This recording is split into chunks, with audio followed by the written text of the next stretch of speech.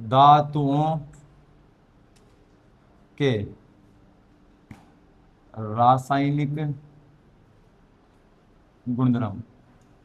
हमने पहली क्लास में पढ़ लिया धातु किसे कहते हैं, धातुओं के भौतिक गुणधर्म क्या कहते हैं, पढ़ लिया नहीं। अब पढ़ेंगे धातुओं के रासायनिक गुणधर्म कि भौतिक गुणधर्म, भौतिक गुणधर्म क्या होते हैं, इनको पहचान सकते हैं फिजिकली। भाई गर्म है, लोहा है, ठोस है, कठोर है, धमनी के तार बनाया जा सकता है, बनाया जा सकता है। रासायनिक गुणधर्म क्या होता है, तो पहला गुणधर्म इसमें पढ़ेंगे धातु की ऑक्सीजन से अभिक्रिया, से अभिक्रिया कि अगर कोई धातु ऑक्सीजन से अभिक्रिया करती है तो क्या होगा। ठीक है, देखो अगर हम क्या करें, धातु की किससे अभिक्रिया करा रहे हैं हम, ऑक्सीजन से। किससे करा रहे हैं, ऑक्सीजन से। मैं क्या बोल रहा हूं, अगर तुम किसी भी धातु की अभिक्रिया ऑक्सीजन से कराओगे, पहले बात तो किसी भी पदार्थ की अभिक्रिया ऑक्सीजन से कराई जाती है तो उसका दहन होता है। क्या होता है, उसका दहन होता है। पढ़ रहे हैं ना अपन सेकंड, धातु की ऑक्सीजन से भी कहते हो, ऑक्सीजन से कराने से क्या हो रहा है, मतलब आप दहन एक प्रकार से मान लो जल रहा है, या उस पर ऑक्साइड की परत चढ़ जाएगी। किसकी परत चढ़ जाएगी, ऑक्साइड की परत चढ़ जाएगी। तो ऐसे ही अगर हम धातु की अभिक्रिया ऑक्सीजन से कराएंगे तो हमारा बनेगा धातु ऑक्साइड। क्या बनेगा, धातु ऑक्साइड। अगर किसी भी धातु की अभिक्रिया ऑक्सीजन गैस से कराई जाती है तो उत्पाद में क्या बनता है, हमारा धातु ऑक्साइड बनता है। साथ में एक और चीज बनती है, बताओ क्या बनता है, जल। आइए बना के देखते हैं।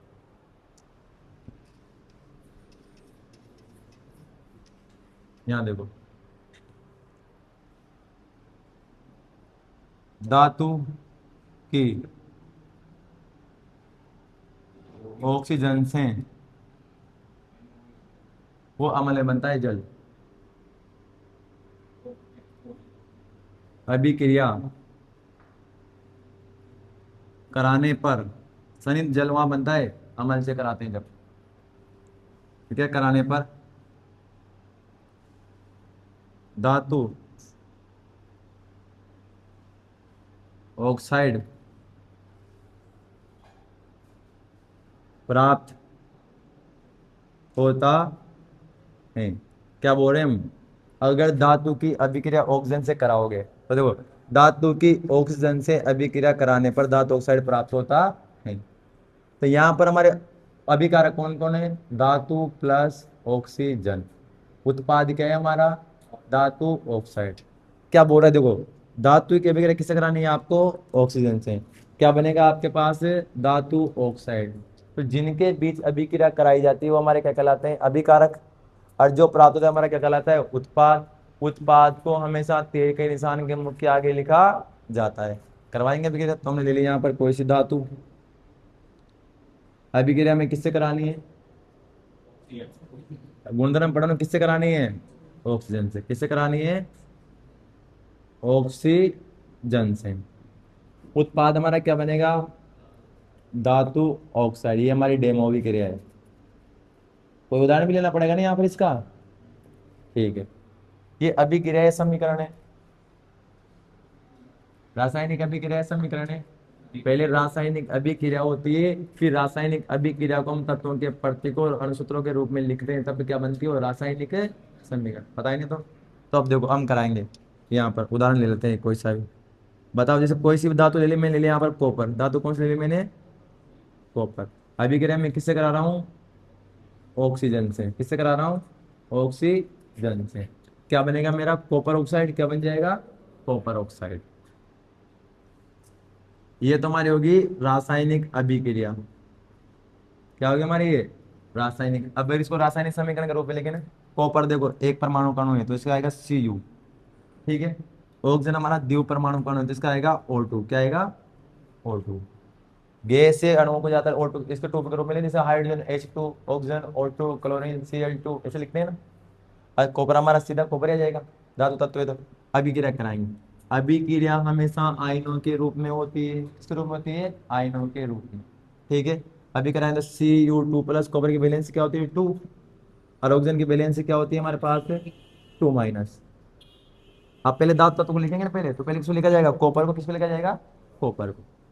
ठीक है, लिख दिया मैंने कॉपर को। फिर किसको लिखा जाएगा, ऑक्सीजन को। ये अपना 2 इसको देगा, ये अपना 2 इसको देगा, यहाँ आएगा 2, और यहाँ भी क्या आएगा 2। तो क्या 2 से 2 का सरलीकरण हो जाएगा, तो हमारे पास क्या बनेगा CuO, क्या बचेगा CuO। तो हमारे पास क्या बचेगा CuO, ये हमारा क्या है कॉपर ऑक्साइड। पर रासायनिक समीकरण अगर संतुलित नहीं हो तो कोई भी समीकरण नहीं होती है, उसे कंकाली समीकरण कहते हैं। हाँ, संतुलित नहीं है ना।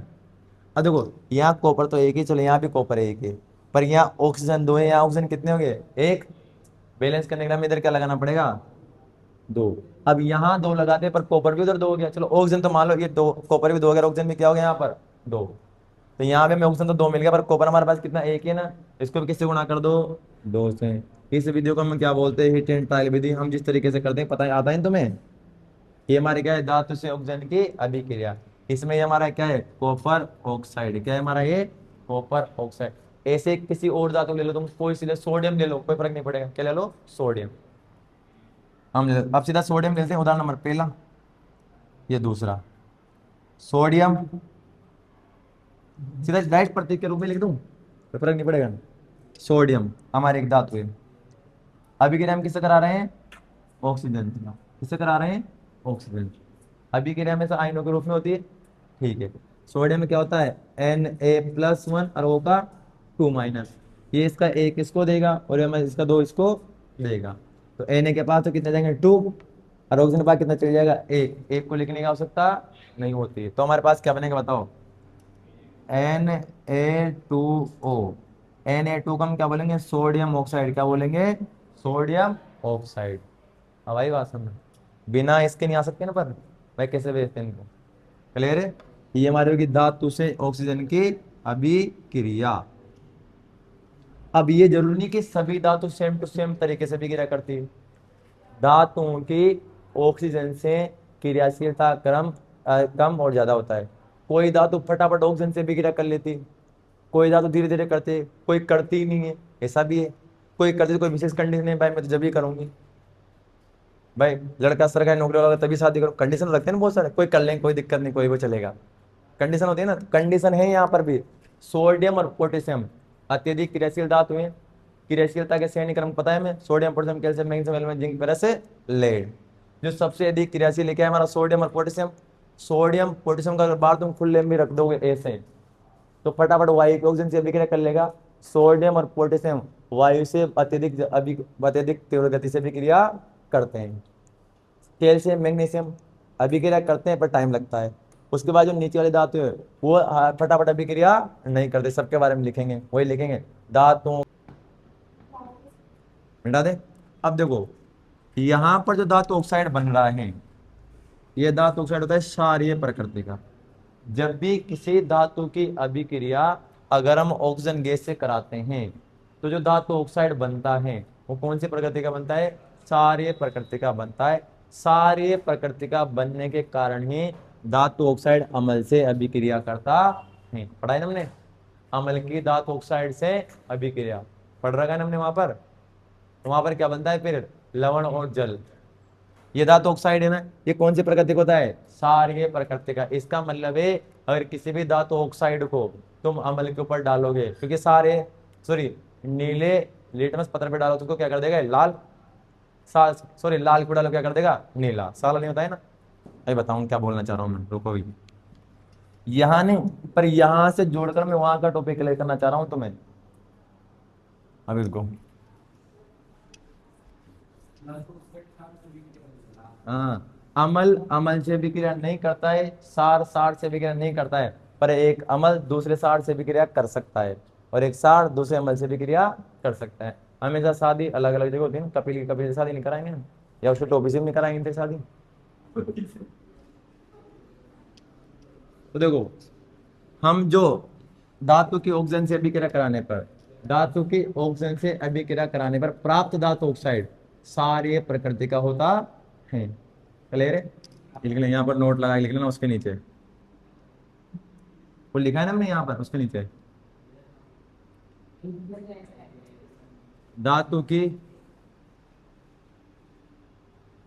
ऑक्सीजन से, हाँ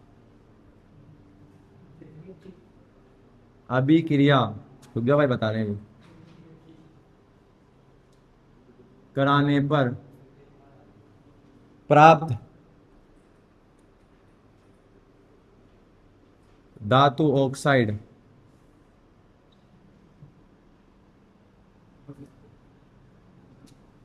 क्षारीय प्रकृति का होता है। इस चैप्टर का सबसे इंपॉर्टेंट क्वेश्चन है अभी तक जो मैंने पढ़ा है, यहाँ से जितना हमने पढ़ा नहीं चैप्टर में अभी तक, उसमें सबसे इंपॉर्टेंट क्वेश्चन यही है।